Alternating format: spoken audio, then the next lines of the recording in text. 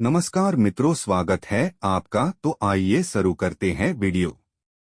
त्रेतायुग में एक बार बारिश के अभाव से अकाल पड़ गया था।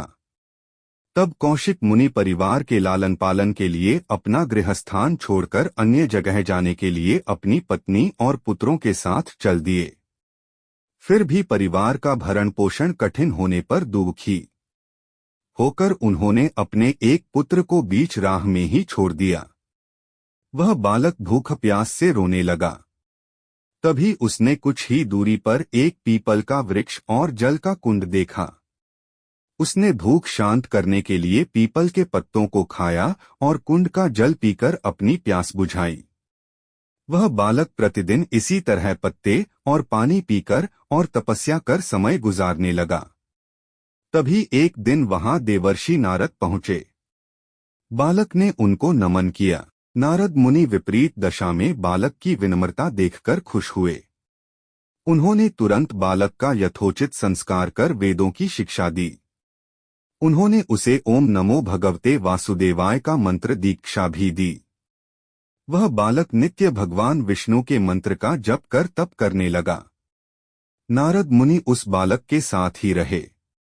बालक की तपस्या से भगवान विष्णु प्रसन्न हुए। भगवान विष्णु ने प्रकट होकर बालक से वर मांगने को कहा। बालक ने भगवत भक्ति का वर मांगा। तब भगवान विष्णु ने बालक को योग और ज्ञान की शिक्षा दी, जिससे वह परम ज्ञानी महर्षि बन गया। एक दिन बालक के मन में जिज्ञासा पैदा हुई कि उसने नारद मुनि से पूछा कि इतनी छोटी उम्र में ही क्यों मेरे माता पिता से अलग हो गया? क्यों मुझे इतनी पीड़ा भोगनी पड़ रही है? आपने मुझे संस्कारित कर ब्राह्मण बनाया है, अत मेरी पीड़ा का कारण भी बताएं।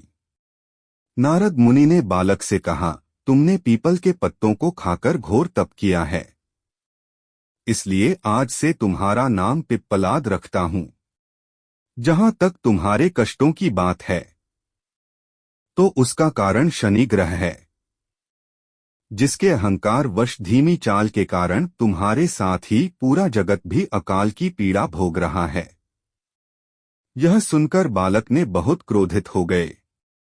उसने आवेशित होकर जैसे ही आकाश में विचरण कर रहे शनि को देखा, तब शनि ग्रह बालक पिप्पलाद के तेजोबल से जमीन पर एक पर्वत पर आ गिरा, जिससे वह अपंग हो गया।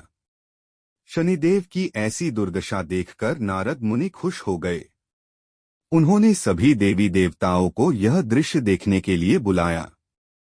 तब वहां पर ब्रह्मदेव सहित अन्य देवों ने आकर बालक पिप्पलाद के आवेश को शांत कर कहा कि नारद मुनि द्वारा रखा गया तुम्हारा नाम श्रेष्ठ है, और आज से तुम पूरे जगत में इसी नाम से प्रसिद्ध होगे। जो भी व्यक्ति शनिवार के दिन पिप्पलाद नाम का ध्यान कर पूरी श्रद्धा और भावना से पूजा करेगा, उसको शनि ग्रह के कष्टों से छुटकारा मिलेगा और उसको संतान सुख भी प्राप्त होगा।